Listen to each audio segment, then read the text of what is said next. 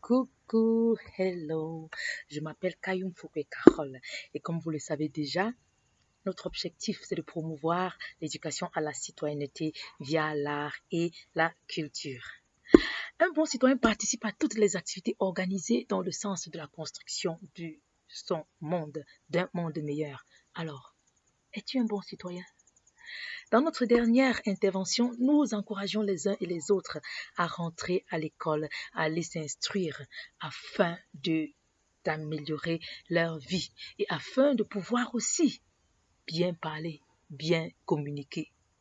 C'est comme si nous savions que le moment de dialoguer est arrivé. Parce que comme vous le savez déjà, nous sommes appelés très bientôt à nous asseoir autour d'une grande table et pouvoir partager, discuter de nos problèmes, trouver des solutions pour un meilleur vivre ensemble. Alors, seras-tu en même de pouvoir partager les si brillantes idées que tu as? Que pourras-tu dire? Et même si on te donne la parole en ta langue, serais-tu capable de pouvoir t'exprimer de manière cohérente et convaincante? That's the question. C'est pour cela que c'est important de rentrer à l'école. Alors, l'une des missions de l'éducation au Cameroun, selon la loi numéro 98/004 du 14 avril 1998, nous demande de former des citoyens enracinés dans leur culture et aussi ouverts au monde et respectueux de l'intérêt général et du bien commun. J'ai l'impression que nous avons réussi jusque-là à former des citoyens ouverts au monde. Qu'en est-il du volet enracinement dans nos cultures? Sommes-nous enracinés dans nos cultures? Quand bien même nous le serons, avons-nous réussi à transmettre ces valeurs à nos enfants? Nos enfants parlent-ils nos langues?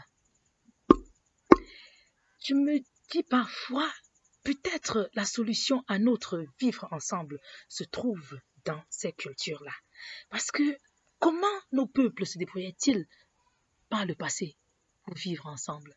Je vais prendre le cas de Joe Banjun.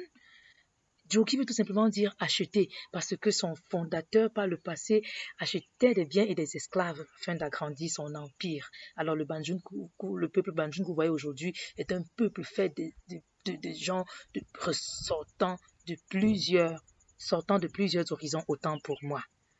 Pendant des décennies, ils ont réussi à vivre ensemble et à former ce grand peuple que nous connaissons aujourd'hui. Alors, quel est leur secret? Si nous interrogeons l'histoire ou leur culture, ne serons-nous pas en même de les comprendre et suivre l'exemple? Il en est de même de toutes les langues et les cultures. Nous en avons près de 286 au Cameroun. Il y en a tellement en Afrique. Pour ceux qui ne le savent pas, nos langues et cultures nationales sont déjà enseignées dans les écoles, dans les lycées. Au Cameroun, par exemple, à l'école normale supérieure de Yaoundé, à l'école normale supérieure de Bertois, les langues et cultures camerounaises sont enseignées. Les enseignants de ces langues sont formés. Et dans plusieurs pays africains, vous verrez que ces langues sont utilisées, enseignées, utilisées comme langue d'instruction à l'école.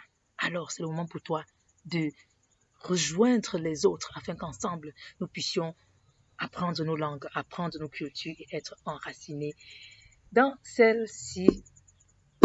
Vous savez, j'ai ma petite idée pour le dialogue national.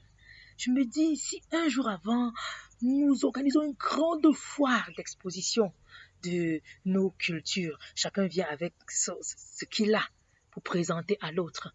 Et tous ceux qui interviendront viennent un jour avant pour regarder, se délecter de nos richesses. Ça pourra nous adoucir et nous rendre très, très, très, très prêts à nous écouter les uns et les autres. Par exemple, si pendant cette foire, le nordiste mange un bon plat de héros de son concitoyen du nord-ouest, croyez-vous que lorsque ce dernier prendra la parole, il le regardera avec dédain? De même, si le Bamileke mange un bon plat je sais pas, de ndolé, hein? Lorsque notre ami Douala va prendre la parole, il va le regarder avec beaucoup d'admiration. Parce que la nourriture, ça fait des choses. Hein? C'est pour cela que dans la Bible, Rebecca a réussi à amener son mari à bénir plutôt Jacob, le cadet, au lieu de l'aîné. Parce qu'elle avait fait un très bon plat qui a séduit ce dernier. Et il n'a plus compris ce qu'il faisait. Vous voyez là, je suis en train de piler les feuilles de manioc pour préparer un bon mets. Voilà. Je vous remercie, vous qui nous suivez de partout. Je remercie Africa Life World Mission qui nous a suivis de très près et nous a sollicité pour pouvoir aller dans ces assemblées, véhiculer ce message, encourager les uns et les autres à rentrer à l'école. Alors, nous commencerons demain par les assemblées de Yaoundé. Demain, nous serons des vôtres. Venez avec des questions, venez avec vos préoccupations et ensemble, nous échangerons pour trouver des solutions afin que vous rentriez à l'école.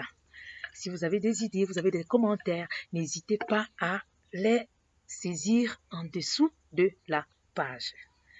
Merci de nous avoir suivis. À nous revoir très prochainement. Ciao.